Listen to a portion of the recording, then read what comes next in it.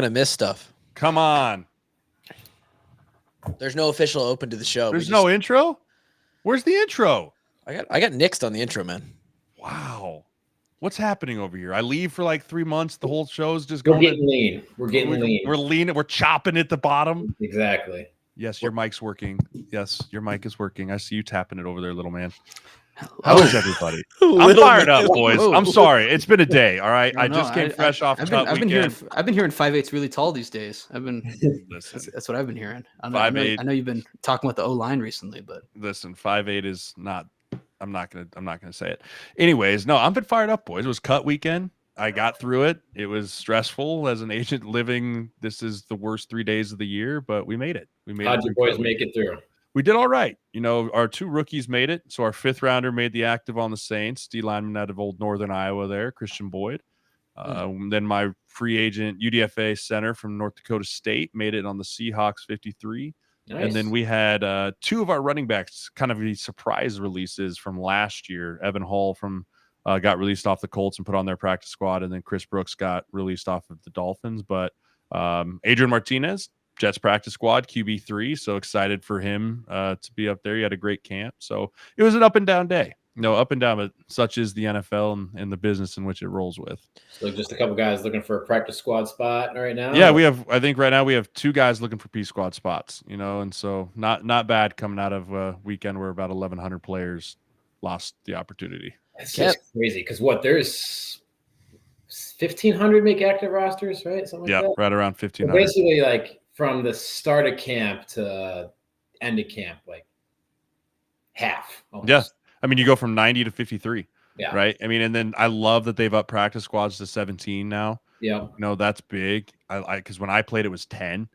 Right. It was just 10 guys. And so I love that's up to 17. And they added that you can have veterans on practice squad now. Right. It used to be if you had more than 2 credited seasons, you couldn't be on practice squad.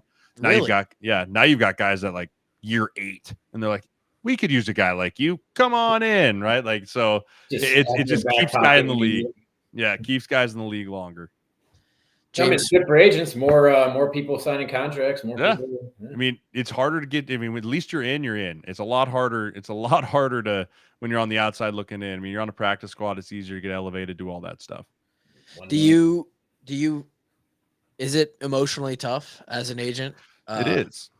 Yeah, it's it's a different stress than when you were a player. You know, like as a player, you could sit there and kind of hang your hat on like I did everything I could do. Right. Or maybe I didn't. Right. And you can self-reflect on like, maybe I needed to do something better, or why did I do this, or why did I do that? As an agent, you're kind of sitting there going, well, I hope they did everything that they could do. Right. Like it's this back end of like, you try and support them and do everything you can. But at the end of the day, you didn't get a vote and you didn't really have a ton of influence on the coaches and anything because you weren't the one taking the snap or the reps or anything like that. But yet you were the one that put all the money in up front. Right. And so it's this kind of backward stress of, man, I hope they did. I hope they go. And I want them to make the money and do everything for them and their career. But at the end of the day, I need to put food on my table, too. So, you know, it's just a different type of emotional stress than when you were a player. Do you have any contact with any of the front offices during camp? Like, say you have a guy on the Chargers. Like, are you like checking in, calling the GM, like, hey, how's my guy doing? Yeah. You know, usually it's the pro scouts. Okay. Right. It's the guys that are scouting or like the guy, the connection. Right. I mean, for me, when I was talking with the guy in Seattle, it was the guy that I talked to help get my player there and get him worked out and doing all these things. We check in through camp or after preseason games, like, hey, how'd you think? How's the guy doing? You know, but as it leads up to this week, everyone gets real quiet. Yeah. I'm sure. Right. Like phone stops answering, texts take a little bit longer to come in because everyone's just trying to play everything so close to the vest. It's got to be such a.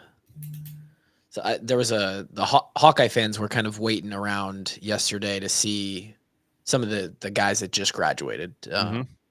Joe Evans specifically was the conversation that I was watching go back and forth. Like, oh, is he, you know, he's on the fringe of the Ravens. And I think he signed on their practice squad. But nice. And he's a walk-on guy. Played quarterback in high school, shifted to D end, and you know now is on the. He's doing well for himself. That D lineman got drafted to Pittsburgh. He make it? Yeah, he made the 53. Logan Lee. Logan Lee. That's right. Dude's got some mitts on him. He's an impressive dude. Oh, I saw him at the Shrine Bowl, dude. He's no flash, all results. Right? Like there's nothing impressive about him and how he rushes or how he does things, but he's very effective in how he does it. Just an impressive human too. Like we had a chance to talk to him on the podcast. Like nice. He's got some substance behind him. Good.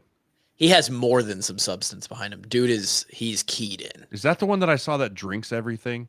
Yes. That's Dude, I saw that clip on the Instagram and I was like, that is disgusting. Dude, he drinks chicken breast. Yeah. I was like, when he was listing that thing, I was like, dude, this can't be like healthy. Like, you're the health guy, right? Is that healthy? I mean, what's the difference between eating it separate? I don't know, dude. It just sounds a lot grosser. Theoretically, it might be healthier if you do some of the work that your digestive system would have to do for you. I mean, I don't know. I'm not. It was what was really impressive about him was like everything he does is just he loves efficiency, and part of it. He goes like on social media blackouts. Yeah, he's a different cat. Dialed in. Does the fact that you're reliant on kids to ultimately, like you said, put food on the table, does that, and I'm sure there's some privilege between an agent who's been in the game and maybe works for a big agency, or somebody like you who I would say is still sort of establishing themselves. Yep. Maybe I'm putting words in your mouth there, but does that lead in the process then when you're trying to decide on what kids to bring on? Like, okay, yeah, I'm looking for a good player. Yeah, I'm looking for a guy who's positioned himself over the course, but I'm looking for good people because I need to know that you are. I'm not taking a chance on a guy who is likely to not give it his all or completely F around and just squander this. 100%. I tell guys all the time, half of the recruiting call is on my end. Yeah. Right. Like, are you going to be someone that is willing to take mentorship, willing to take coaching, right? Willing to do all the things that we offer, or is that just going to fall upon deaf ears and then this isn't going to be a good fit? The other piece about it is you can fire your agent at any time. Yeah. Literally send him an email. Like, I fire you. 5 days later, you can sign a new agent. Right. And so you want to find guys that are loyal. You want to find the right kind of guys. And then, like, obviously the football junkies are the best type of clients of all time. Right. But also the guys that aren't going to get in trouble off the field. And biggest one, money's not going to change them. Right. I think I've said this since I got in the league. Money, when you get big sums of money, it brings out who you truly are. Mm-hmm. Right. Like, and you see it all the time. I mean, I think Tua Tagovailoa is a great example. Guess who decided to not shit all over his quarterback or his old head coach before he got $55 million a year, right? And all of a sudden he gets 55 a year, and he's like, "Oh, that Brian Flores, terrible person." It's like, "Oh, where was this 2 years ago when he got canned?" Right? Like, and you see it like receivers all the time. They get paid, and now it's like, "Why am I not getting the ball? Why am I not doing this?" And so, I always try and judge, like, where do you come from? What's your background? What are your parents like? Like, how does this work? Because that is going to showcase a lot of what the money's going to do to you personally. When was the first year you were an agent? 2021. So I think, man, if it would have just happened like 1 year sooner, we could have really tried to work in WUW for you. Dude, I know. I remember sitting at the combine. So I went to the combine in 20. It was 2020 when WURF's year, right? Yeah. I remember going to the combine, not as a certified agent, but just kind of following my agent around to see if this was the business I wanted to get into, and watching WURF's at the combine and being like, that dude is a freak show. And I can also remember 4'8". Dude, yeah, and he broad jumped like 9 feet. Yeah. Right. And I can remember my partner, Chris, looking at me going, one day we're going to represent a Tristan Wirfs. Right. And like, I remember that vividly as a conversation we had. And like, that's still a goal of mine, is represent a first rounder. Like, I was really close last year with Joe Alt. Right. But, like, the goal is to represent those kind of guys and be an industry disruptor in that type of space. Yeah. I mean, you get the second contract on that guy. That's life-changing money. Dude, didn't he just sign for like $100 million? More, I think. 109 or something like that. I think it was more than that. I think it was like 120 or 30. Yeah. Him and Penny Sewell. And what's the agent rate? 3%? 3%. Yep. 3%. So that's $10 million. Yeah, it's not bad. 5 years, 140 million. Yeah, it's not a bad payday. I guess it's $5 million. I mean, that's insane. Yeah, I mean it's crazy. It's astronomical. It's funny money, but I mean, when you're making 140, I mean, think about like Mahomes' agent. Dude made $500 million. It's a nice little commission check as well, my friend. Just quit. I mean, at that point, you're just like, hey, Mahomes, I'm riding this out with you, and then I'm done. Yeah, I'd be a one client guy. Yeah, I'd be like, whatever you need, bud. You just call me day or night. I'm there. Need the PJ? Sure. Tristan's one of those guys who he's the same guy. Dude, Ike used to tell me about him. Yeah. Like Ike used to be like, dude, he used to drink a 30 pack before we go out. Like, and he's like, and he would just, the can would just disappear in his hand. Yeah. Like, he's like, he would just. He's kind of like, it's like the stories that came out of, what was that WWE wrestler back in the day? He was like, he had like giantism. Andre the Giant. Yeah. Right. Yeah. Yeah. And there are stories of him drinking like 80 beers. Or something like that. He sounds like a great guy to hang out with or like just get beers with. I mean, he sounds like the typical offensive line. I think the first time we had Wirfs on, Wirfs was sitting there drinking a Bud. He like joined the Zoom call drinking a Bud Light or something like that. I love it. We would love for you to represent. I mean, he's not even your average first rounder. We'd love for he's a first rounder who then he resets the market. Yes. But I'm sure you guys are working there. I have no doubt you'll get there. We're working on it. Well, Sirles joins the show again tonight for, I don't know, we're probably working over 5 to closer to 10. Getting closer to 10 here. I'd say we're almost at double-digit appearances. We're definitely going to get there at some point. Because for some reason, people, the Hawks like you, even though you're a Husker. I know. I prepped for this podcast by watching No Place Like Nebraska, the volleyball documentary the other night. Can't hate on it though. You can't hate on that. I'm not. I thought it was great. Okay, good. Harper Kluver's a Nebraska volleyball fan. It's no secret. I'm all the way in on Nebraska volleyball. Harper Murray, Bergen Riley. We've got Merritt Beeson, all Americans all over the place. To be honest, and I know no one cares about this, but they probably have the best player in the country in Andy Jackson, and I don't even know if that's. But it is what it is. Lexi Rodriguez at Libero. It's no big deal. Anyway, so I prepped hard for the Husker podcast tonight. Mm-hmm. We're going to do a little bit of schedule breakdown. This is something that Sirles basically left the podcast off last time in the spring. He's like, hey, why don't you bring me on before the season? And we'll kind of predict and look at the schedules and talk about how the Hawks and the Huskers are going to do. So we're going to do a little bit of that tonight. You know what a great way to kick off football season is, Sirles? Is a little live podcast and show at a brewery. Oh, I love that. The walk-ons are doing that this year. You're doing it? Oh, yeah. Friday. Live show. So this comes out on Thursday morning. Tomorrow, as you listen to this, Friday afternoon, 3 to 5 p.m. at Back Pocket Brewery. This will be the last time that I pump it here, boys and girls. You can come out. You can see the boys. You can grab a Kirk's Dogs t-shirt. You can grab a Hawks by a Million flag. You can listen to a live show. It might be the last time ever that you see Drake in person. And we're going to kick off the season right at Fry Fest in Iowa City. And we cannot wait for you to be there. Oh, by the way, our signature beer, Hops by a Million, will be served as well. So now that we've got the agent talk out of the way. Yes. Let's do it in the meat and potatoes. Let's talk about it. Are the Huskers, I mean, I feel like the Huskers, they're finally going to make a bowl game this year, aren't they? I think so. I really do. I'm not the one that's selling the moon and the stars and saying that we're going to be an 11-10 win. Like I saw someone sent me. I see a lot of that. I do too. I see a lot of it. Someone sent me the other day that's like, someone said we're the dark horse for the college football playoff. And I'm like, listen, as much as I love the national attention and all that, we're not there yet. We're just not. And I'm okay with that.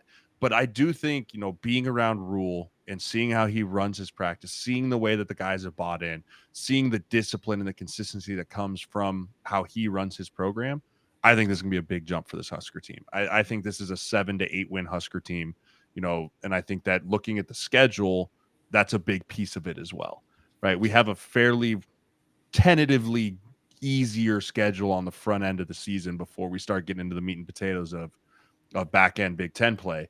But, so much of what this Husker team needs is confidence. I talk about a lot. You can't win. You can't continue to win football games until you've just done it. Like there's no recipe for just winning and knowing how to win games, right? So you look at UTEP, that's a dub. I think CU's a dub. I think Northern Iowa's a dub. This stretch right here between Illinois and Purdue, this is where I worry Is that a slightly. trap? I worry slightly that we're going to have a freshman quarterback hiccup. Right? Like Dylan Raiola is going to start for us. He's tremendous talent, right? But you go through 3 games here, and if we're sitting at 3-0 going into Illinois or 4-0 going into Purdue, I could see us dropping one of these games just with a bad fourth quarter interception or just a bad performance overall by a freshman quarterback, because I don't think that we're just going to be immune to growing pains. I mean, you're talking true freshman. True freshman, man. This dude in high school, this dude was playing high school last year, and he's about to walk out on Friday night against CU in front of Memorial Stadium with 93,000 people. Like, different. It's a different world. Different. They're running different defenses. Yeah. Big Ten level. You have a quarterback who was born in 2006. Yeah. Dude, that's wild. Crazy. That's just mean of you to say. We're old, dude. We're old. We're washed up, as we say, as you guys, we're washed up.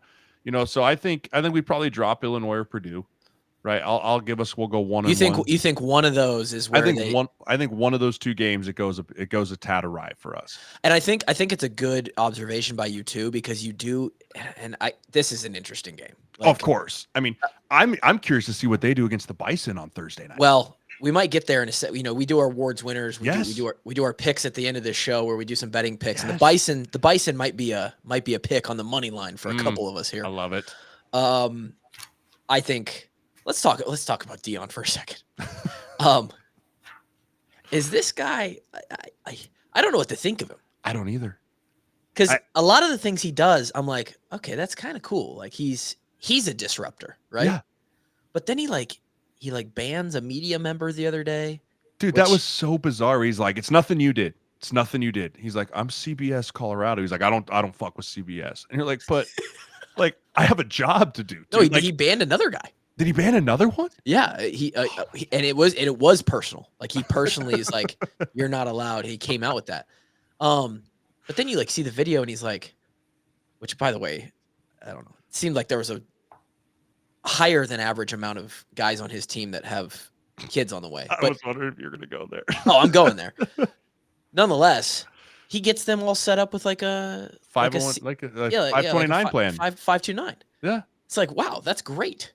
And man, there's a lot of talk. It's a lot of, but then the special teams coordinator leaves in the middle of camp, or one of the coaches, there's a coach or something like that. Yeah. One of the coaches just up and left. Just like this place is a freaking, and he lit it on fire. I need out of here. He lit it on fire. You've seen a lot of former player accounts too, who have transferred out of there, been like, this is guys, you have no idea how not real. It's the reality TV show. This is a fantasy land. I feel like it's like Bishop Sycamore. You remember that? Yeah. Oh yeah. It's almost got that kind of vibe to it, where it's like, is this a full house of cards? Where just like last year, everyone was like, CU's gonna do it. They're gonna win the Big 12, and then they finished 1-6 or something like that. Yeah, they were 4-8, and I see it too much as a clown show, and I just see them being bad again, and I don't see it working out.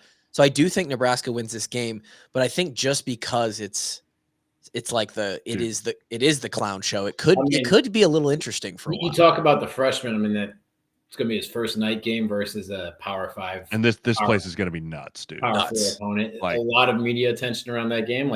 You might see what your freshman quarterback's made of that game. This place is going to be bananas too.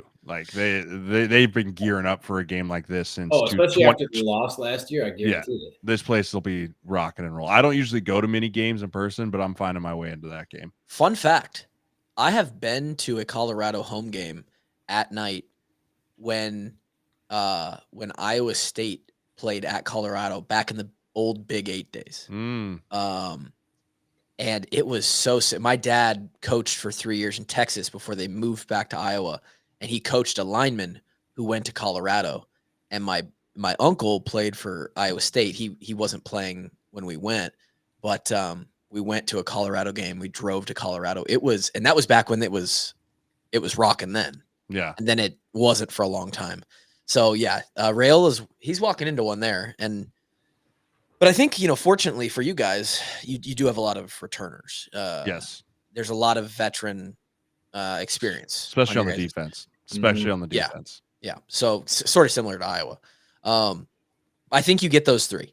But then you're right. You step up a level here when you go from Northern Iowa to Big Ten play. And I don't care if it's Illinois or Purdue who no longer has. I think that Rutgers game. Well, Rutgers, dude, I'm telling you right now, you think our schedule's easy? Go look at Rutgers' schedule. Like, if you can't pull it up real quick, dude. I got it right here. They don't play dick. They're at Howard, Akron, bye week, Virginia Tech, Washington, Nebraska. Like, I mean, Washington is going to be a shell of itself from last year. Oh, Like yeah, they don't have, like, people are going to think Washington and be like, oh yeah, they were in the playoff last year. Like, no. I think they returned 2 starters. Everybody. And then he took them all with him to Bama. Yeah. Like, Washington may be a 4-win football team this year. Yeah. Thankfully, because they're on our schedule. Yeah. But then, after Nebraska, they got Wisconsin, UCLA, USC, Minnesota, Maryland, Illinois, Michigan State. That might be the easiest schedule in the Big Ten. I don't think they have a top 15 team on their schedule. All right. So they dodge Ohio State. They dodge Penn State. They dodge Michigan. They dodge Oregon. USC or Nebraska is the best team on their schedule. They're my dark horse to come out as number 2 in the division. I was just going to say, Scarlet Knights are headed to the playoff, baby. They literally might be based off of their schedule because of the way the Big Ten is scheduled around now. Like, I went through and looked at all the schedules, and I watched Rutgers. I was like, dude, this could be a 10-win football team. That'd be like, I would love that. They easily, and they're not slappies. A solid coach. They're not slappies. Like, they have a solid roster. Now, they're not going to, if they had to play the big boys every week, it wouldn't come out for them. Dude, Rutgers gets talent. But they've got dudes. Like, they have some dudes. That'll be an interesting game. I mean, especially since it's... Is their running back back?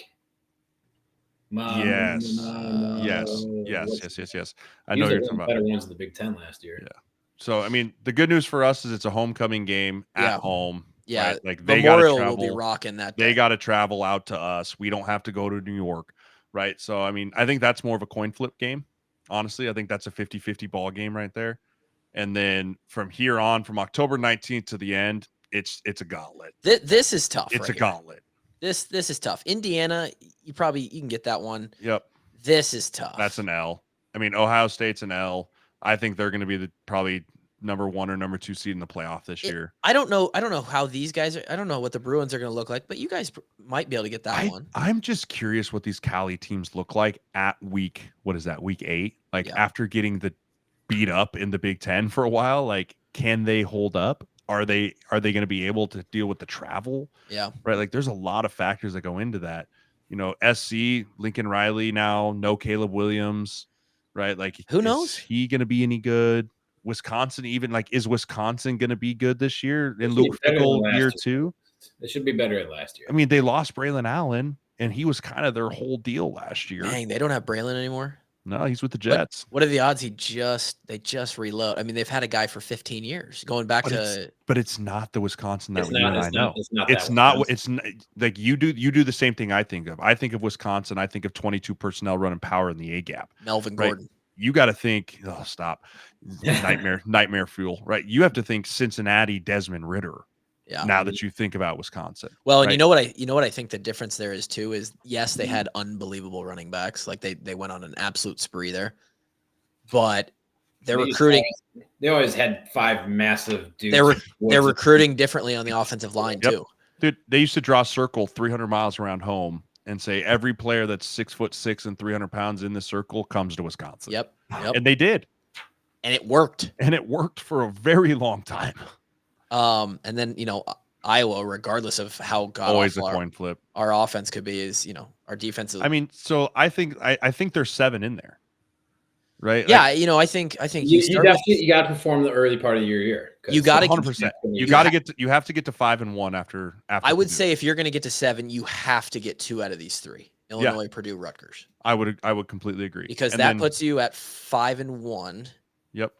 And then you're looking for 2 more between Indiana, UCLA, USC, Wisconsin, Iowa. Wisconsin, yeah. Right, because I think those games, like, so I see 7 being very realistic, but I mean, let's be honest. If we hit 6, we hit 6, I think it's at 7.5. Grant, can you look that up? Like, I think if we get to 6 and we go to a bowl game, like, people around here are being pretty excited too. Right. But I think 7's probably more of my bar. Have the expectations of the Nebraska fan base finally come down where they're going to be actually happy with the bowl game? Some yes, others no. Right? You still hear the others that are like, "Well, Matt Rule, look what he did at Baylor." Right? They were 11 wins. I was like, "This isn't fucking Baylor, dude. This isn't Like the Big 12. this isn't the Big 12. Like we're not playing Kansas and Kansas State and like, no, we're playing dudes every single week in the Big 10 now. Like there's no off week in the Big 10 hardly at all anymore." I was going to ask you, Sirles, if you remember, and this is, like you said, we're old, so this is a while ago. Do you remember the first, whatever year you first got significant playing time? Yeah. When you went from this level up to this level? Yeah. I mean, we opened with Western Kentucky my redshirt freshman year when I started as a redshirt freshman. So I remember playing Western Kentucky. Yep. And then I'm fairly certain we played like Idaho State, like the Bengals, and we hung like 70 on them. And you were thinking college football. I was like, easy. dude, we're just gonna dick stomp everyone. And then I remember we had our first game was against Missouri, and that was Alden Smith, and it didn't go well for your boy. Like had some problems. There was some tape to look at. There was some learning moments in that game for me, right? And yeah, that's a huge jump. Is just when you go to be like, that's a 22-year-old grown man that's going to play in the NFL next year, right? And you look across the board on all these Big Ten teams. Right, like I'm pretty glad that kid Nick Carraway or whatever his name was. Like I'm pretty glad he left Purdue. Like that D end. Like I'm not mad he's not there anymore because he was an absolute animal. I think Purdue's got a young, like second year safety that's like. Dude, Purdue always has like one guy that's like a stud, right? It was George Karlaftis for a while. He was a right. stud. They had Quan Short at one point. Like they always seem to have like one dude there that's just an absolute stud. Yeah. Can confirm 7.5, by the way, win total. 7.5. I think I think Rule's in a great spot because you've made it to the point, when you're so bad and it's like 1 or 2 wins as a program, you're Easy. like, okay, we have to double. We have to 4. We just have to double this. We got to get to 4. And then at 4, you're like, okay, can we get to 5 or 6? Yeah. But you guys haven't gone to a bowl game for so long. Mm-hmm. I think that a bowl game, which is 6 wins, is still on the way up. Yep. Raiola is your quarterback for at least 3 years, assuming nothing crazy happens, which is probably a bad assumption. And like you'll take a bowl game. But 6 is, I would say 6 is super doable. Like yes. 6 is probably more likely than not with this schedule. Yeah, and that's why I think that we'll catch a 7th in there. I mean, you talk about like the Wisconsin, the Iowa, the Indiana, like those games can regardless, like that regardless, you can throw the records out against Iowa. Yeah. Yeah. Right. Like it doesn't matter if you guys are a 3-win team and we're an 8-win team. If you're an 8-win team and we're a 3-win team, like throw it out the window. It's going to be just like the Iowa State game for us. It's going to be a close game. Like it's going to come down to the wire. Yeah, and I look at your schedule and I see a lot like Iowa's. The games that you're not favored in is probably going to be less than a 1-score line, except for Ohio State. Yeah, which is both of us this year. Dude, those guys are what they spent $13 million in NIL. Like their salary cap was like I think they spent over $13 million on their football team this year. Well, good for them. Speaking of, do you see this lawsuit that got I love it. Settled, whatever, not finalized, but settled over this. And now they're talking about like actually having salary caps for teams now. So here's, to my understanding, as we're recording this, here's what I understand is going to happen. Every Power 4 school is going to have a $21 million salary cap to pay to every athlete. Right. And so in my mind, how this is going to work is dependent on the school. About 80% of that's going to go to the football team. Right. Because you got to feed the beast, right? You got to feed the beast. For these programs, these athletic programs, they are 90+% of the revenue. Right. And so 80% of that goes to the football team, probably 10% goes to the basketball team, and then the other 10% gets divvied up around small bowling and women's soccer and men's wrestling or whatever it is. Right. But the bowling team would be ecstatic about that. 100%. Yeah. But what will be interesting is if the NCAA does what they're talking about, which is trying to put a cap on, take it off, baby, late night stream, right? If we're trying to put a cap on the ability of the collective to go out and find money on top of that. Right. And I think that was my understanding when they came out. It's like, we have to put some rules in place where Mm-hmm. you can't just buy these players. Like we have to have if you're going to call it NIL, like it has to be legitimate name, image, and likeness. Like you have to get what your market share would be, right? Like I just saw that a kid that committed to Georgia Tech coming out of high school is making $800,000 a year as an offensive lineman. You can't physically say that his name, image, and likeness is worth $800,000, right? So there has to be a course correct here that's like based off of your following base or based off how much you're playing or whatever it is. Like there has to be an algorithm put into place here that's going to make that fair market share go through, or else this is never going to work. Yeah, and that's honestly a difficult question, but it's something that if we want to get college sports back to even a semblance of what it used to be, it's something that's got to get figured out. Right? I completely agree. Like it's swung too far one way. My guess is it'll swing too far the other way initially, and then a couple of years we'll find a way back into the middle. Hopefully, because the current landscape of college football, it's a disaster. It's a disaster, and it's tougher to be a fan of, in my opinion. Yeah, like you got guys leaving every offseason. It's not college football like it used to be. Mm-mm. Yeah. But, wild. Raiola. Are they going to let college football players have agents? Oh yeah, Hunter. I represent players right now, dude. If you're going to have a salary cap, and you're going to have, hey, my player's making X amount of the salary cap, then it's all negotiable, right? Like everything's negotiable. Like you can come in and say, hey. But the question is, what do you use to negotiate it off of? Because everyone's baseline is going to be different. Ohio State might put 80% of their $21 million to the football team, and Duke, because they're a big basketball school, only puts 65%, right? And if you're basing it off a percentage-based model, it's like, well, the starting left tackle at Ohio State is making 8% of the cap, right? Just call it a random number. Well, that 8% is going to look different at Ohio State than it is at Duke.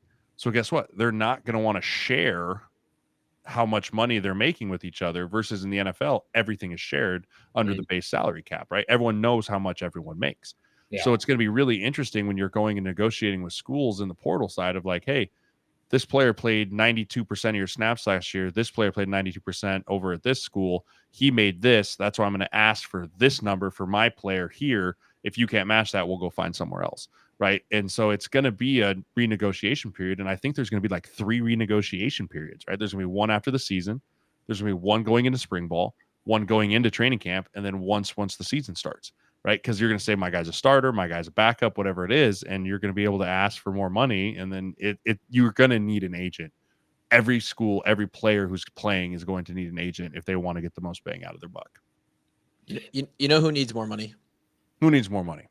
The agents. The walk-ons. The walk-ons? Grab your Great D Tri-Blend short sleeve t-shirt through the QR code right there below. You like that? Oh, wow. Look at this production that we got going on now. Or visit the whole store up in the corner by Sirles Head. You can see the walk-on store right there. We do have a great production. Not sure if you heard, Sirles. We got a new head coach this weekend. Goat Seth Wallace is going to be the head coach. You can get his head on a literal goat body on this t-shirt as well. Proceeds benefit the UI Children's Hospital. So I would, and us, to be honest. 50-50. No money is going to Coach Wallace. Zero name, image, and likeness. I mean, when he got elevated to that assistant head coach, he got paid. He got his NIL. Got paid. Let's talk Hawks a little bit. Let's do it, dude. I was just looking at their schedule today. I was getting ready for this. Looking at their schedule today. Let's back that up. What is the Huskers' perspective of KF getting the 1 game self-suspension? Yeah, what do you think about the self-imposed? I think it was probably the right move. Like, I don't think anyone really cares. I think everyone's really looking around the league going like, okay. Like, I don't think anyone was like, oh yeah, put it. I mean, you got Connor Stallions saying like I did not have sexual relations with that woman, right? Like it's that's it. It's exactly what it is now. Like I did not steal from that football team. Like, okay, dude, we all know you did, but I mean the recruiting violation stuff's crazy now because it's like you're gonna tell them that you can pay these players all this money, but you can't go give them a burger or you can't give them a ride. Like there's just no congruency with the rules in recruiting anymore. And so, I personally don't like that he's gone because I think football's better when KF's in it. He's one of the OGs, man. Like you can't say Big Ten football without talking about KF. Right. And so I don't like that he's gone. I don't think anyone in Huskerville is like happy that he's gone either. I have a question that you might or may not, because like you just said, you're a KF fan, you might be able to answer. Does it look, this is for some reason the first thing that popped in my head. From our perspective, it's very KF. It's like, wow, what a great guy.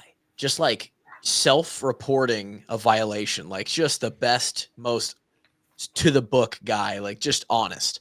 But I could see it as like, I see why you would maybe dislike Coach or Coach Ferentz would rub you the wrong way if you're a fan of another program, Minnesota, whoever in the Big Ten.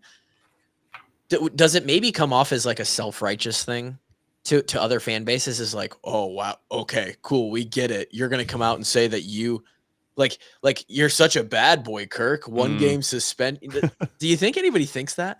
I don't know. I think if I was looking at it from an outsider's perspective, even further away from like the Nebraska-Iowa rivalry, let's say I'm a Rutgers, right? I'm a Rutgers fan. I could see myself looking at it going, did he do something worse? And he's just trying to make sure like, hey, I'm going to slap myself on the wrist. Like, don't look behind the curtain, right? Like that's kind of where I initially would probably go with it is, you're reporting yourself for this? Like, are you just trying not to get caught for something bigger? Right. Yeah. Like you hoping that they didn't look deeper into the over-alarming issue because you rose your hand and said, oh, I was wrong. That's probably my guess is what more people would think about it more than the self-righteousness. Okay. Well, the Hawks schedule sits like this. In 3 days, we will take on the mighty Redbirds. Hey, I got a client on the Redbirds, man. I'm hoping for him to have a great game. Really? Offensive lineman? Yes, sir. Hunter Zambrano. All right.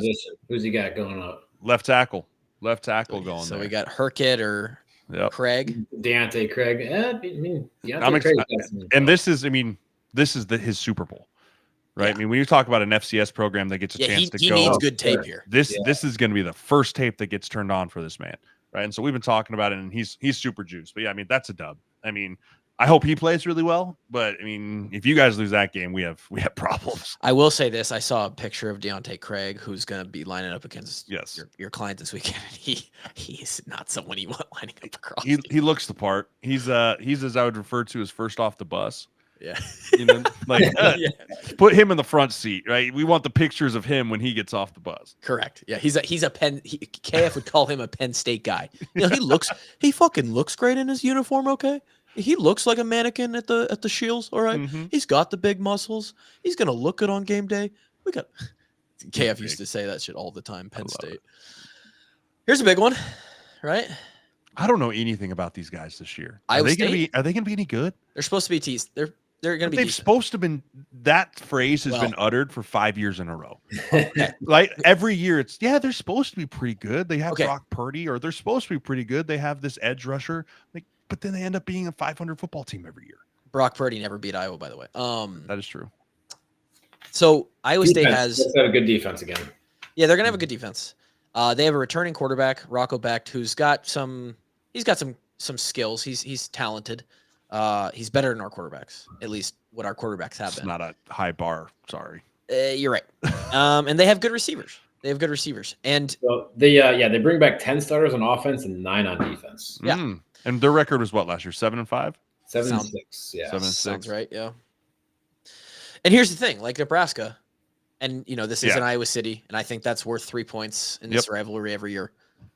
It's always close. Almost always. There was one year that when Kevin and I were there where we actually hammered down. Just demolished them. Yep. That was my favorite year. And the year that the 1 out of 5 years that we lost to them was like a last second field goal. So if the outlier game does happen where it's not close, it's the Hawks. I don't think that's going to happen this year, especially game 2. Mm-hmm. A lot of, even a few of the people in the Iowa media sphere have picked Iowa State in this game. Interesting. Yeah. I'm not going to, but I wouldn't. I mean, I think that dependent on how your offense looks week 1 could sway my opinion. It could change things. Like Yeah. that could sway my opinion if you guys struggle to put up points against the Redbirds. You know, is there a line on that game yet? Iowa State. Yeah, there usually is. Grant, if you can. Grant, see if you can find that. I will say this: Iowa knows how to win games 5-2. Sirles. That is a fact. So that is a fact. I don't see a lot of Iowa minus 2.5 currently versus Iowa State. There you go. Basically, the home field advantage. Yeah. I don't see a lot of fight against Troy coming to town. Do you guys have 3 home games in a row to open the year? We do. Yes. Nice. Yep. Huskers do as well, which is it always depends on that Iowa State game. Oh, no. The Iowa State game's away, then it's broken up, but we've had 4 in a row sometimes. That's lovely. So, then back when you got 4 non-conference games, but now with the 9 conference games, we start in week 4 against Minnesota, which they've got our pig. They do, but they Wasn't don't. a fair catch. It was not a fair catch. I also agree with that. No. But Minnesota's one of those teams too that I feel like the floor for them is 7 wins every year. Weirdly. And the ceiling is 8. Yeah, it's weirdly like they're going to be 7-5 or 8-4 every single year because their game is boring.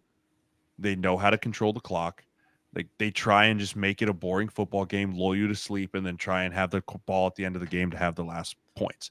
That's just tried and true Minnesota football. And so when they play a team like you guys, it really, for me, comes down to who has the ball last.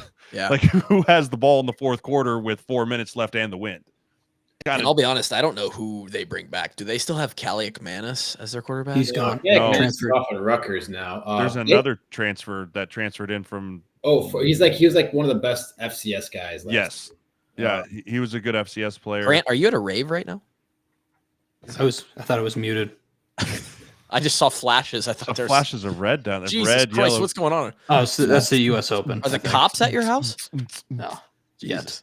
Minnesota brings a lot of guys back on the offense and defensive line. That's going to be the strength of their team. I don't know. They lose their 2 good secondary guys. So I think they're going to be at a lack of skill in their skill positions, but they'll be good on the line of scrimmage. Yeah. Now, the only good thing about Ohio State being next is the gap in schedule there. We get a bye week before Ohio State. I don't know how much it's going to do. It's not going to matter. Kevin's just like, we need more. You just get 2 weeks to think about the ass beating instead of 1. Tough that it's in Columbus too, but hey, good for the boys. They get to go play in the horseshoe. It's a good experience. I got to do it. Yeah. I mean, I got boat raced out of there, but it was really fun. We were up at half against Braxton Miller and Carlos Hyde. I got 63 points put on me. It was a pretty shitty day. We've been there too. I would say for most Iowa fans, if you look at those first 5 games, I think 5-1. I think 4-1. I think most fans think 4-1. I would go 4-1. I'd give you guys the nod over Minnesota right now. Again, if we get through the first few games, though, and the offense is really sputtering, it's just a question of can the defense continue to hold teams to 10 points, 12 points. I mean, they have the guys. I think that the D lineman that you have is going to get after it. We have the guys. You've got the guys to do it on defense. Yeah, basically we're down our one cornerback on defense. Everyone else back. Everyone stayed healthy. Your defense just is going to be right where it left off last. Here's how I look at Kevin. You could maybe tell me I'm wrong. I basically look at our secondary as getting just slightly, like 1 percentage point, maybe worse with losing Cooper, and our defensive line. He's more than 1%. You lost a 2nd-round pick, dude. That's that's tough to say. You get. I guess who else did we lose last year? Logan Lee. No, from the secondary. Is Coop the only one that's gone? We got Wampa back. We've got Castro. Castro's back. We've got Schulte's back. Okay, so but you get those 3 guys with all another year under their belt. That's got to offset some of the loss that Cooper. A little bit, but don't you have another white phenom? John Nestor, baby, John Nestor. He actually is not the starter as of. He's in the 2 deep. He did not make the 1 line. That's all right. But he's coming. There's always time. Yeah, there's always time. Our defensive line markedly improved in another year under all their belts. So, we only lose Lee. Arguably one of the better linebacker rooms in the country. Yes. So I've seen on, and it's just dumb social media, but I've seen it ranked as the best in the country, right up there with Georgia, basically in every one of those ranking. Yeah. So, I mean, between talent and playing experience, it's definitely up there. I mean, Nick Jackson is going to go for his like 842nd tackle in the opening game this year. The dude's got like the tackle record for all of NCAA football. Anyway, it'll be interesting. Call it 4-1. And then again, that Washington team that's just a completely different outfit. Just a shell, dude. That's comes to Iowa City. I don't think that's going to be a good day for the Washington team. I just don't. I think they played Michigan the week before too. So yeah, I mean, Washington goes through the gauntlet more than anyone that comes from the West Coast this year. Welcome to the Big Ten. Yep. Michigan State at I Michigan don't know State. much about Michigan State this year. They got Oregon State. They got Oregon State. I'll say this: I thought that Oregon State football team last year was phenomenal. I loved watching them play football. Cool. They ran the outside zone scheme better than anyone in the country last year. They built from the outside or the inside out on that team in Oregon State, right? They had Tali Fuaga, who was a first-round pick. They have Joshua Gray, who's going to be a third-round pick this year. They had another big-time running back. You know, they had DJ Ungalongale or whatever he is, who he looked like dog shit against Georgia Tech the other day. Facts. You know, but I think this is going to be a physical football team, to say the least, just based off the head coach DNA.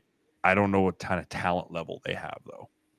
That's my biggest issue. I don't know what kind of talent level they have in East Lansing right now. It's got to be a little bit of a rebuild, right? Like I think it's more of a rebuild than I think it's kind of you're just hoping and praying you'll be competitive in a lot of games this year. I will say, Kev, we found ourselves in East Lansing, coming home from East Lansing with an L to a team we shouldn't have lost to our senior year. True. It's a fun place to play, though, isn't it? Real grass. Like it feels old school. Yeah, it does feel like old school Big Ten for sure. Yeah. I mean, yeah. I honestly, I just don't know what they're working with up there. So I'll say a dub. I'd say a dub just based off what they were last year. I would say the numbers are going to say dub more often than L. Yep. And I think the same on a homecoming versus Northwestern, probably similar. They're not going to be good at this year. They're bad.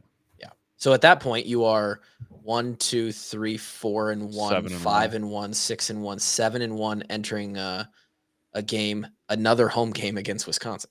Blackout game. Love that. Mm-hmm. Do they bring back Kev? Do they bring back the 2017 jerseys? Finally, for a blackout? They got it, right? God, people have been asking for 7 years now. Low-key, the 2015 Minnesota ones are underrated, in my opinion. They are. Bring back either of them, to be honest. Yeah. But, again, we talked about Wisconsin. Like, the Wisconsin in your head this year. The Wisconsin in your head, to the listener out there and to the four of us on here, it is not the Wisconsin that will run out of the tunnel this year. And it wasn't the Wisconsin that ran out of the tunnel last year. It's just a different outfit. It's hard to even get a read. Up tempo, flying around, snapping the ball 20 seconds, airing it out, RPOs. They lost Mordecai. Who's the quarterback this year? Tyler Van Dyke is the quarterback. What's his story? Do you remember when Miami forgot to kneel the ball out against Georgia Tech? Yeah, that was him. Oh no! I don't think it was his decision, but no, it definitely wasn't. He was involved. That's tough. That is one of the craziest endings of a football game. So funny. Ever. I couldn't have been happier that it happened to Miami too. I'll be honest too. Over the last, not in our time, we were 1 for 5, but since then, we've actually played Wisconsin a lot better. The Hawks have. So in the effort of being a homer and being biased to the positive side, let's say we're 8. Let's say we're 8-1 going to UCLA with 3 games left on the schedule. A lot of people pegging this one as a trap game for the Hawkeyes. It definitely could be going out west, night game. Yeah, right. At midnight, basically your time. I've done that. It's really, really, really strange. You're kicking off a game at what is 10 p.m. your body clock time. Yeah. And you're like, I'm freaking tired. Like, I don't care how much caffeine I've ingested. Like, my body's just ready to be in bed. And then it's a tough thing to do. Especially coming out of halftime, I'm sure, right? Yes. You're just kind of dragging the whole time. And it's really no way to prepare for it. But that will be an interesting game. Night game, UCLA in the Rose Bowl. That'll be an interesting, because they'll be excited to have you guys out there. They will be excited for this game. It'll I think there's a lot of Hawkeye fans that like to travel to and go to new places. This will be one of those. I think Hawkeye fans will show up to this. It's a Friday. It's tough to make it. Yeah, that's true. You're right, It'd be tougher to get there. I still think people will go. And here's the thing: 10 football games into the season, we're gonna know a lot more about what kind of outfit UCLA is. So, yes. And if you're 9-1 or 8-1 going into this game, I think you'll have a lot of travelers. There's going to be some juice. Yeah. Maryland. This is what I think is a trap game. Yeah. This might, honestly, at Maryland, I'm not even sure we're going to be favored. I hate this game. Yeah, I don't like this game either. This is the trap game. The Terps, man, them turtles will get you. And they're supposed to be pretty good this year. Dude, they always have talent. Like, there's a lot of talent around the DC Baltimore area. Exactly. They always have talent. It's just a matter of can they consistently put it together week in and week out. I don't like it. Who's their quarterback now? Because Mini 2 is gone. God, I miss him so much. He was great. He threw it to Cooper and Dane Belton and all of our other safeties. There's no one who helped NC and hurt their State team so much. Transfer, I think. It's going to be their starter. So, yeah, I have no idea about that. This will be another one where if Maryland's like, they got like 2 or 3 losses on this guy, this is going to be like, oh, God, here we go. Mm-hmm. If Maryland's, 8-2 going into this game, it's going to be like, okay, well, it's the Hawks versus the Terps, and we're buckling up for this one. Yeah, Maryland actually has a pretty favorable schedule, too. What's the Vegas line on their wins? Grant, grab that for us. Well, but here's their schedule. They got Connecticut, Michigan State, Virginia, Villanova, Indiana, Northwestern, USC, Minnesota. Then they pull Oregon, Rutgers, Iowa, Penn State. Okay. So also 7.5 for Maryland. Just 7.5 for everybody except for Ohio State. Pretty much. I think the Vegas guys just get bored after the top 25 and just like 6 or 7. 6 to 7. Let's see if they can win 3 games, 2.5. Yeah. Here's what I do think. Their schedule is like they could very easily be 6-0, 7-0. I think the Big Ten is set up that, over half of the Big Ten could be 5-0 heading into the teeth of Big Ten play. Yeah. Yeah. Like just the way that the schedule's set up and how many teams are in the Big Ten now, there's going to be a lot of teams that are sitting there going, I feel really good about where we are heading into mid-October, and then could be sitting at 5 wins still come mid-November. Like it's just one of those weird scheduling things because I think Oregon's going to run Ropshak, Ohio State's going to do their thing, and then I have Michigan's the one that still intrigues me on if they're going to be worth a shit or not. I'm sure they'll be worth a shit. They're just not going to be what they were. Dude, they lost much. What, 50 of their guys, I think, graduated? I think they sent 18 players to the combine. Jesus. It was insane. They had 13 of them drafted, maybe. It was a wild football. Well, they got one offensive lineman back. Yeah, that's it. I'll say this about the Maryland game. In the way that it's a trap game, a lot of people think a lot of people when they think trap game, you're coming off of a big game or some weird aspect of a game, and then you're also looking ahead to another large game. I don't feel like we ever looked ahead to Nebraska. Like we always very much so treated that, and because it's the same staff, I don't know why it would be different, as we'll worry about the last week when we get there. Like it's the last week. We can save it for that. It's just a trap game because Maryland just feels like they could be sneaky. There's also a little bit of Nebraska beat y'all last year for the first time in a long time. We're not worried about that. All right. You can say all you want, but you were 2 years ago. 2 years ago. Whatever. Yeah, I still remember it. And then you have Nebraska, which again, I agree. I don't know if it's it's a lock, so we're just going to go ahead and cast it. Sirles dubbed it as a coin flip. I don't know if you look at the recent history and you call that one of those coin flip. double-sided coins. Yeah, it's you can look at recent history all you want. You know how rivalry games go. I don't care. Throw the records out. Let it be how it is. And we're better than we were last year. It was close. That's a fact. That is a fact. We're better than we were last year. It's going to be close again. I think this one comes down to, again, field position and who has the most turnovers, which historically speaking has been us. Yeah. I got a Nebraska question. This is going to be a really exciting game because agreed. Night game, day after Thanksgiving. Oh, yeah. It's the last Thanksgiving game too, isn't it? Isn't this the last time we're playing on the Friday, the Black Friday game? Yeah. It might be. I think this is a really exciting game. And if, Iowa takes care of business on their schedule, like this could be a very, very important game. Yeah, this could be Big Ten championship type games. Yeah. You had a Nebraska question. What'd you say down there, bud? Oh, I do. I was going to ask how much of this Nebraska hype heading into the preseason is just based off the Matt Rule speeches they get posted every week. I think it's more or less along the lines of we finally have a legitimate quarterback in here. Yeah. Like we haven't had an arm talent. Freshman, you're going to call him a legitimate quarterback? This kid's arm talent, Kevin. Like I I've been around. Did you not see he wears the same glasses as Mahomes? How's his head talent? Is the kid a dunce? It's screwed on right. It's screwed. Okay. You got to remember his dad played in the league for a long time. I don't remember that because Dominic Raiola played for the Lions as a center. That's a sick name. For forever. He's on the Hall of Fame here at Nebraska. Okay. Offensive lineman. I mean, and you guys illegally recruited this guy, which you never got caught for. I mean, if you don't get caught, it's not illegal unless you turn yourself in, which we're not going to do. And then, but this kid's dad played in the league, has him raised the right way, and has his head screwed on the right way. And that for me has been the way to watch the way he's handled himself. That's what makes me have a lot of confidence in him. And trust me, I don't like dubbing true freshman kings by any stretch of the imagination. But I've been around guys played with Josh Allen. I played with Teddy Bridgewater.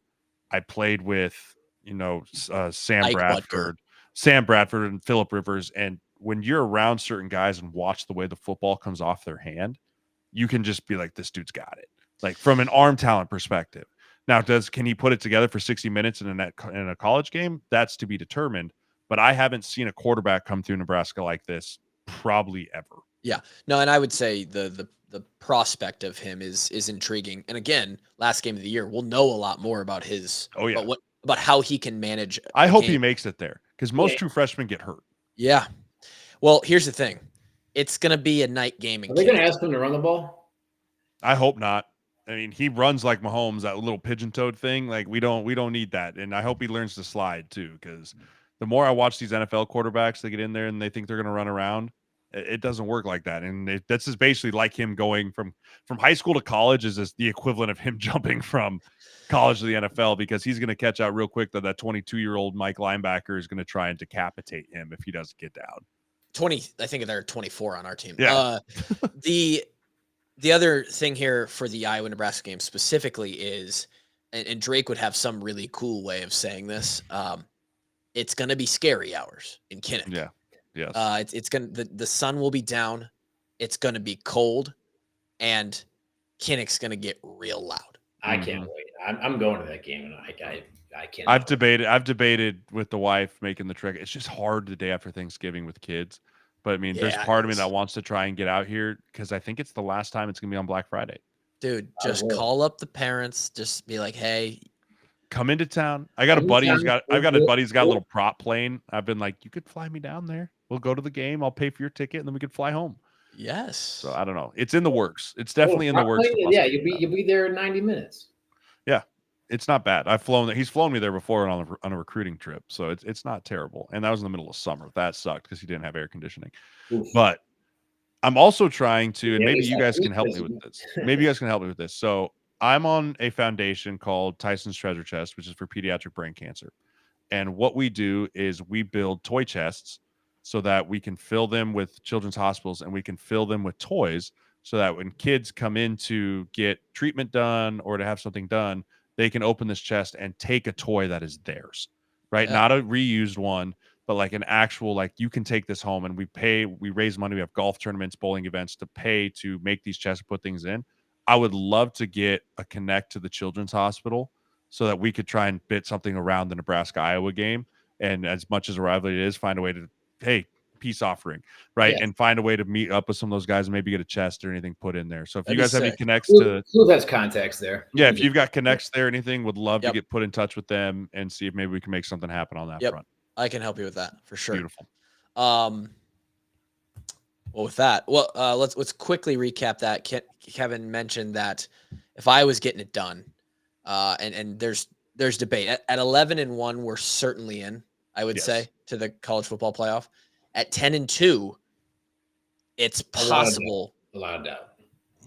A lot of doubt. We would need some help, but we're not out of it. 10-2s with loss to who? Ohio State and a close loss to Ohio State. I'll say you got to cover against Ohio State. Yeah, you have to can't look lose good by against 60. Ohio State, and then maybe a Wisconsin or a Nebraska. Again, another very close loss. Yeah. It's possible.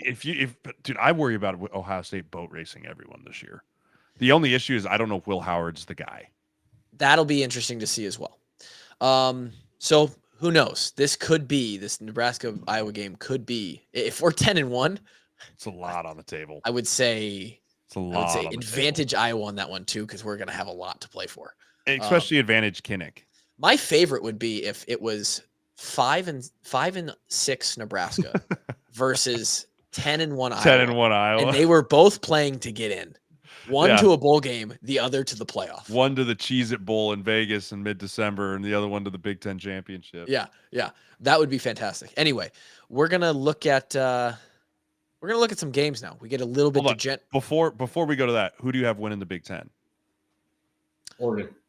Ohio State. Really? I am gonna go Ohio State. I'm gonna go Ohio State as well. I think it's Oregon's close. I worry about Kevin, kind of like I was worried about with Washington. I worry about their ability to hold up throughout the entirety of the month of November. It's fair. That's why, but the talent on that team is stupid. I'm gonna say something that's just completely unfounded right here, and I don't know when Iowa plays Oregon. I ain't worried about them.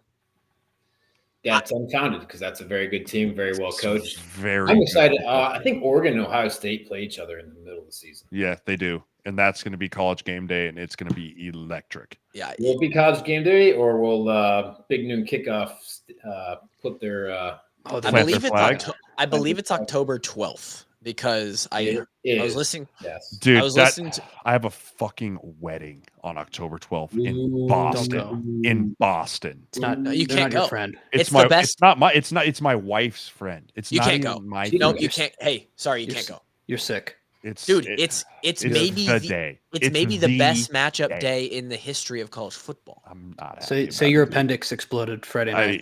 I mean, the plane crashed. I don't know something. I'm not. I didn't make it. I'm dead. Plane crashed. I'm sole survivor. I'm sole survivor. I made it home. I'm on my couch. Everything's fine, but I'm not gonna make it. For what it's worth, Oregon is currently a 1.5 point favorite in that game. Ooh. Really? Yes. Where's it at? It's just because it's in Eugene. Is it in Autzen? It's in Eugene. That will be amazing. Also awesome. I almost went there. That was my second choice. Really? Probably should have. Yeah. Good for you. Kevin and I didn't have that luxury.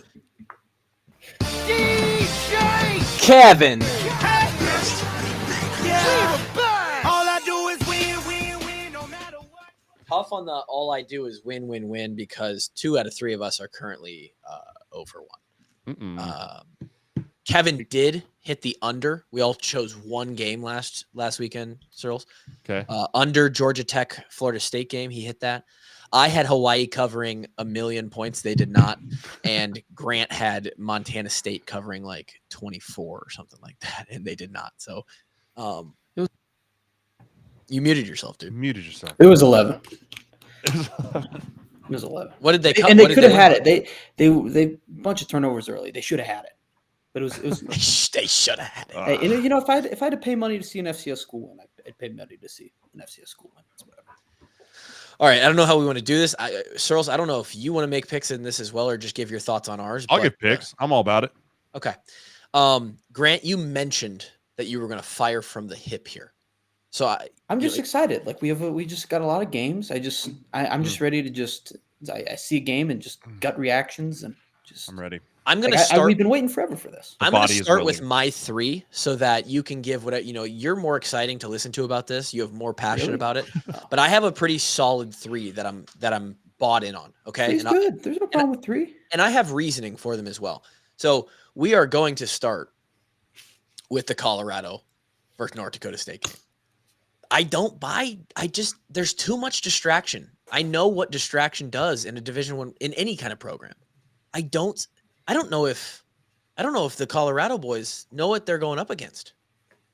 They know what they're doing over there on the Bison team. And I'm currently seeing this on DraftKings. No affiliation this year yet for the Washed Up Walk-On. So I'm just rolling with DraftKings for right now. I see this game at plus 9.5. North Dakota State plus 9.5. I'm not going to go crazy and go money line, but give me those points. I mean, give me North Dakota State to make this an absolute ball game and cover 9.5. I'm like that pick. I like bought that in on the Bison now. My second pick, this was something I talked about earlier today on the recording that you guys will hear not today, Thursday, but Friday, the listeners. We're going all the way to the JMU Dukes versus Charlotte. Charlotte has 9 of their 22 starters out with injury because evidently both their regular coaching staff and their strength staff are absolutely not intellectual. Just inept at their jobs. They ran an absolute travesty of a training camp, and all of their guys are hurt. And now I can't find it because there's a million games. Are you worried a little bit of that? Just like bluffing though? Like, yeah, sure, we got 9 guys hurt. No. James Why Madison, not? Charlotte. James Madison is an 8.5-point favorite. Give me the Dukes, baby. We are a Dukes adjacent podcast. If anybody was listening last year, I'm taking the Dukes minus 8.5. And then the last game, take me to Kinnick Stadium in Iowa City. I feel really good about this.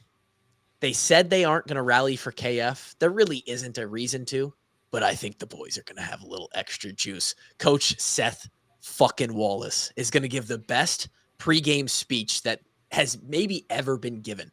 You know, KF isn't a flashy guy. So I'm not even going to do an impression because I won't do it justice. These boys are going to come out firing. The Iowa game is currently, what's the line here? Where's it at? 22, something like that. Yeah, give me 22.5 on DraftKings. They're going to blow them out of the water. I don't know if Illinois State scores. I think the boys and co get 30 plus in this game.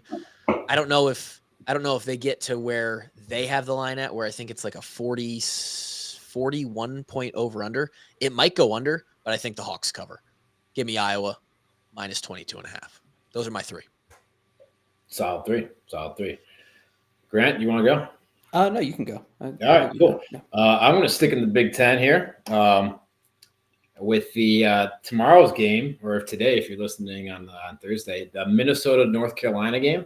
Tar Heels are 2-point favorites. I like them covering that number.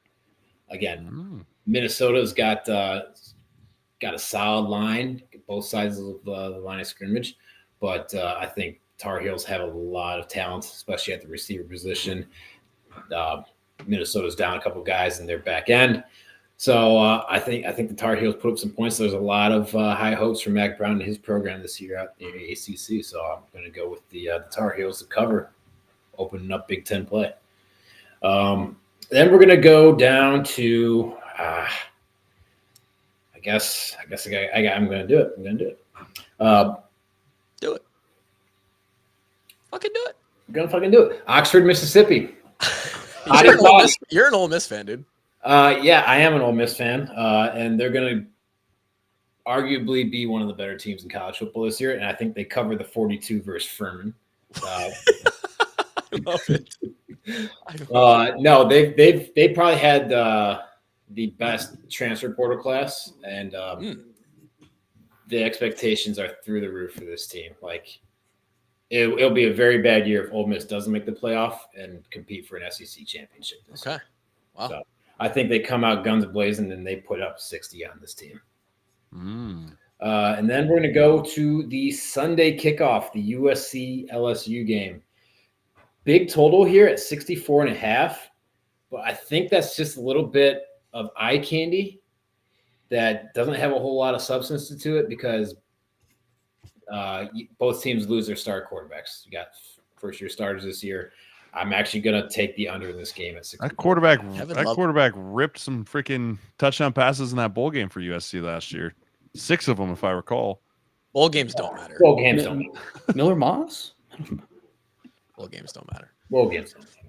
That's Grant, fair. what do you got? Okay, so a couple of these I got. First one, favorite college football tradition: Notre Dame being ranked too high and embarrassing themselves in glorious fashion.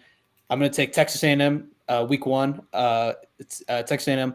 I have +3. I think it actually is -3 though. I could be wrong. I think I wrote it down wrong. Whatever it is, Texas A&M 3, whichever one it is. I believe Texas A&M is favored.